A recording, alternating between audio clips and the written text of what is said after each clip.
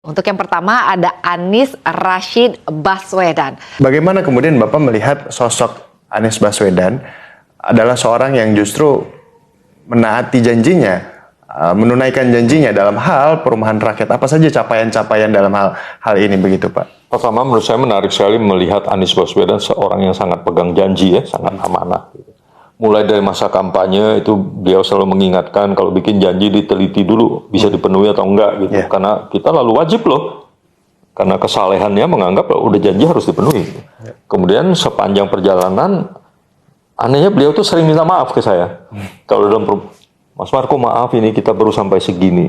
Menurut saya itu dalam pengertian positif ya, karena dia terkenang terus janji harus dipenuhi. Jadi kalau belum selesai itu dia minta maaf. Berkali-kali itu bertahap. Dalam hal perumahan, jadi kita berjanji untuk tidak menggusur. Nah, tidak terjadi sekalipun penggusuran oleh pemerintah selama 5 tahun itu. Luar biasa. Itu prestasi dibandingkan dengan sebelumnya gitu loh, yang penuh dengan konflik, orang digusur, rumah dibongkar tanpa sebenarnya secara ilegal. Misalnya Bukit Duri itu dibongkar secara ilegal. Mengapa? Karena ada kasus hukum kan. Jadi warga itu menuntut gitu ke pengadilan, kemudian ada pernyataan dari hakim pengadilan bahwa kampung Bukit Duri sedang berperkara. Kalau sedang berperkara, itu barang bukti kan nggak boleh disentuh. Lah, dalam hal kampung itu barang bukti itu adalah kampung itu sendiri. Ada spanduknya, tapi tetap dibongkar tanpa proses. Jadi, nah kalau cerita tentang derita orang karena digusur tuh panjang ya cerita itu. Kampung akuarium itu ada 19 atau 20 orang meninggal sejak penggusuran. Kedua, janji Kampung Susun, Kampung Kunir, Bukit Duri dibangun kembali itu selesai ya. Kemudian prestasi di proses ya, dia membuat proses di mana perencanaan kampung itu dilakukan. Saya lupa itu, kalau saya sekitar 270-an kampung itu dilakukan. Dan sebagiannya, saya juga tidak ingat angkanya betul, itu perbaikan kampung dilakukan berdasarkan hasil dari perencanaan bersama itu yang disebut Community Action Plan. Pelaksanaannya disebut Community Implementation CIP ya. Nah, itu prestasi. Kemudian saya pikir di tata ruang kita punya prestasi sebenarnya di akhir-akhir ini. Pertama, kata kampung itu masuk ke dalam istilah tata ruang. Anda mungkin tidak menyadari bahwa istilah kampung itu hilang dari terminologi hukum undang-undang peraturan kita. Mungkin sampai tahun awal 80-an, itu kemudian kata kampung itu menghilang. Yang dikenal orang kumuh. Padahal tidak semua kampung itu kumuh. Kampung di mana-mana di seluruh Indonesia sekarang kita mengenali dengan penelitian dan segala macam, termasuk buku yang baru saya selesaikan. Kampung itu istilah yang sangat tua dan sangat generik sebagai permukiman asli orang Indonesia di mana saja di seluruh Indonesia. Itu menurut saya prestasi penting untuk mengakui kampung, tapi tentu saja yang lebih penting kata-kata yang saya kutip dari Pak Anies tadi, kita menghilangkan kekumuhan, tapi kita tidak menghilangkan kampung, malah kita harus memakmurkan kampung.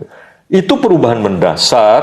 Nah, jadi saya mesti mengajak teman-teman melihat yang disebut prestasi itu bukan hanya fisik ya.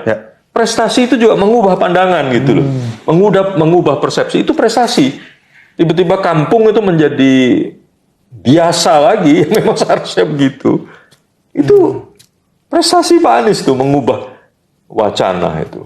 Selanjutnya kita akan membahas mengenai Bapak Ganjar Pranowo ya. Banyak sekali konflik terjadi dan banyak sekali derita yang diakibatkan oleh pembangunan yang tidak berkonsultasi dengan masyarakat itu. Saya di Kendeng, di Wadas itu kan ibu-ibu sampai berguling-guling merobek bajunya itu.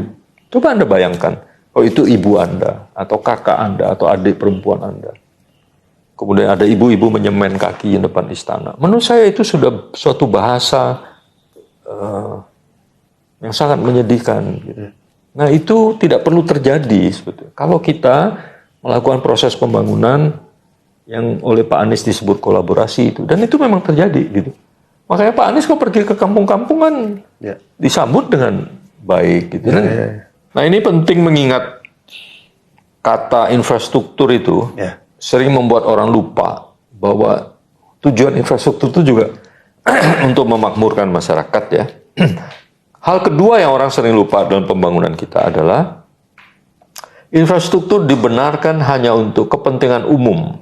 Lalu tapi justru melupakan masyarakat yang langsung terkena dampak. Seolah-olah mereka harus berkorban untuk kepentingan umum. Nah, bagi saya dan saya yakin Pak Anies juga berpendapat begitu, kepentingan umum itu bukan alasan untuk merugikan atau meminta masyarakat berkorban. Gitu. Dia harus karena kita punya negara tuh. Negara ini mengumpulkan uang dari seluruh masyarakat. Lalu ceritanya dengan uang itu mau membangun infrastruktur untuk kepentingan seluruh masyarakat. Lah, mestinya uang yang sama ini juga dipakai untuk tidak merugikan atau bahkan memakmurkan masyarakat yang terdampak oleh proyek-proyek yang katanya untuk kepentingan umum itu. Ini yang sebetulnya perubahan yang mendasar di Jakarta dan saya kira itu harus menjadi perubahan sesudah tahun 2024.